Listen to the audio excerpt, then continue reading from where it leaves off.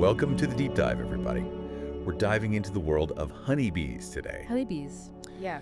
And, everyone knows honeybees, obviously. Right. Apis mellifera, Right. the honeymakers, the pollinators. But, they've been around forever. I mean, they show up all over the place. Ancient cultures, symbols of hard work, all that. But today, we're going beyond the basics. We're going deep, deep, deep. And we're bringing you with us. Yeah, it's about going past that surface level. I mean, we all know how important they are. The environment, the economy, pollination, hugely important.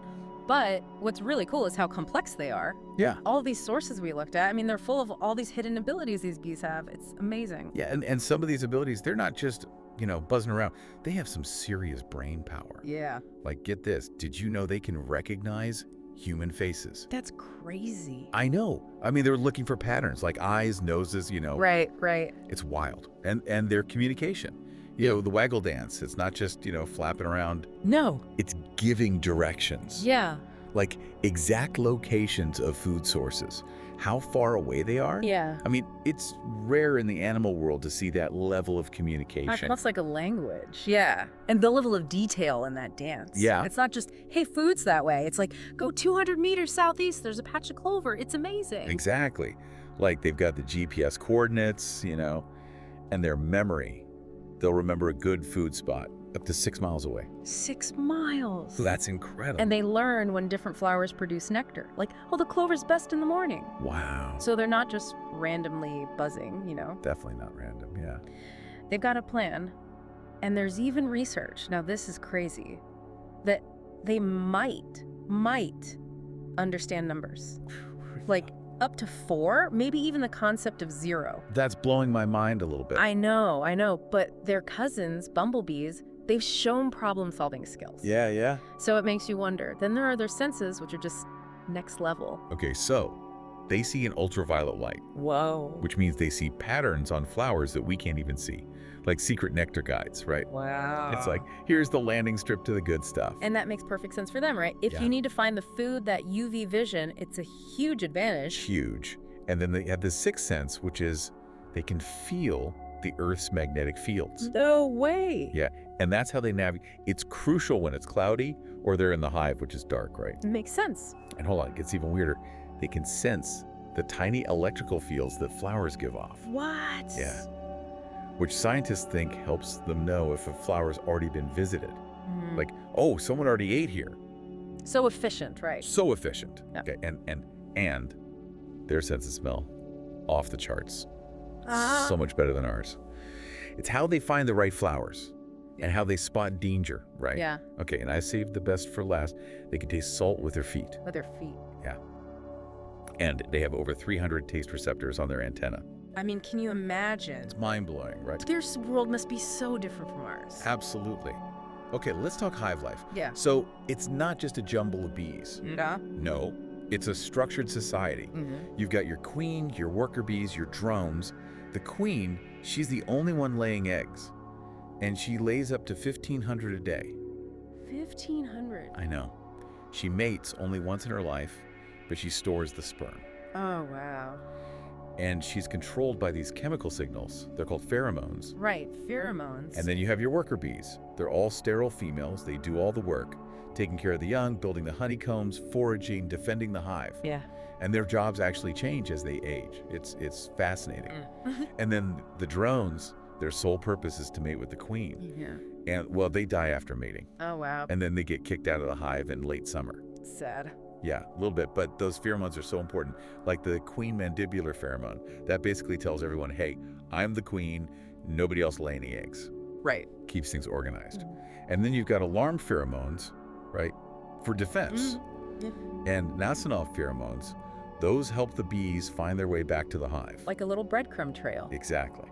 And then brood pheromones, those signal the needs of the larvae. So it's constant communication. Constant. It's like a cellular network, but with chemicals. Yeah. Oh, and the dance language, remember that? Of course. So the waggle dance, it tells them where the food is, but also the qualities, like this nectar is the best. The round dance, that's for nearby food. And then there's the tremble dance, which signals trouble with nectar unloading. Help, I'm full. Exactly.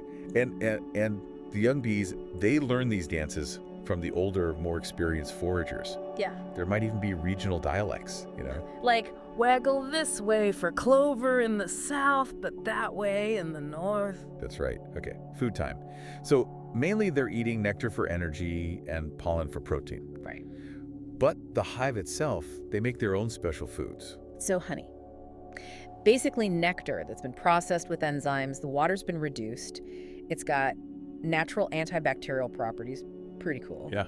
Then there's bee bread, which is fermented pollen. Royal jelly, the young worker bees make it. It's super nutritious. And they feed it to the queen larva. Oh, interesting. Yeah, and it actually determines if a larva becomes a queen. So it's like queen making food. Exactly. And then they make propolis, which is this sticky substance they get from tree resins. They use it to seal the hive, protect it. Like a sealant. Yeah, and it has antimicrobial properties too. And then, of course, beeswax. They use that to build the honeycombs, those perfect hexagons for honey. Yeah. But get this, sometimes they'll eat sugary waste. Sugary waste. I know. Even colored candy, which can make blue honey. Blue honey. Blue honey. They also prefer slightly salty water, and they might even eat fungi. Really? Yeah, and they're really efficient foragers. They'll often focus on just one type of flower per trip. It's called flower constancy. That makes sense, though. You specialize, you get really good at it. Exactly. Right. But if they're desperate for water, they might get it from, well, cow dung. Oh, wow. Yeah, they're resourceful. And talk about masters of climate control. They keep the hive temperature super stable, like 93 to 97 degrees Fahrenheit in the brood area. That's pretty specific. It is. And in the winter, they huddle together, vibrate their muscles to generate heat. Smart. And in the summer, they fan their wings, use water to cool things down. They even regulate the temperature of individual cells in the honeycomb. That's amazing. It is.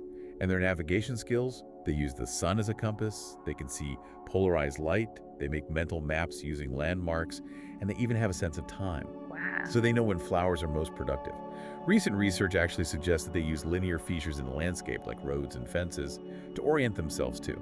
That's fascinating. I mean, they're so well adapted to their environment. Completely. Okay, let's talk genetics. So the queen, she mates with multiple males, right? And this creates a lot of genetic diversity within the colony, Yeah. which helps them resist diseases. Hmm. There's this gene called DSX, and it actually plays a role in what jobs the worker bees do. Oh, wow. Yeah, and some of their helpful behaviors might even be passed down from the queen. You know, there are different subspecies of honeybees, Right. like Italian bees, Carniolan bees, Russian bees. They each have their own traits. Yeah. But here's a concern. Honeybee populations in the US, they have relatively low genetic diversity. Uh-oh. Yeah, which could be a problem. You know, Yeah. it makes them more vulnerable to new diseases, environmental changes, things like that. It's like having a garden with just one type of plant. If something attacks that plant, the whole garden is in trouble. Exactly. And speaking of trouble, in 2025, there was a huge spike in honeybee colony losses in the US. Oh, no. Yeah, over 60% in commercial beekeeping. The reasons, it's probably a combination of things. Poor nutrition, varroa mites, viruses, pesticides. Mm-hmm. It's a big problem, but there are some positive developments. You know, new sensor technology like the electronic bee veterinarian, that helps beekeepers detect problems early. Okay. There's ongoing research into that DSX gene. Yeah. The first vaccine against American foul brood, that's a serious bee disease, it came out in 2023. Wow. And there's a lot of focus on making bees more resilient through better nutrition, increasing their genetic diversity. That's good to hear. Yeah, it is. I mean, the challenges are still huge. Habitat loss, pesticide use, climate change. Right. It's a lot, but there are solutions. You know, creating bee-friendly environments, reducing pesticide use, breeding more resilient bees. Yeah. It's a big task. It is, but every little bit helps. Absolutely. So the takeaway here is that honeybees are incredibly complex, full of surprises, and they're not just about honey. Their amazing abilities, their social structures, their adaptations, they're all critical to our world. Absolutely. And those high colony losses, they're a reminder that we need to keep working to protect them. For sure. You know, this whole deep dive into the honeybee world, it really shows you how much complexity there is in things we often take for granted.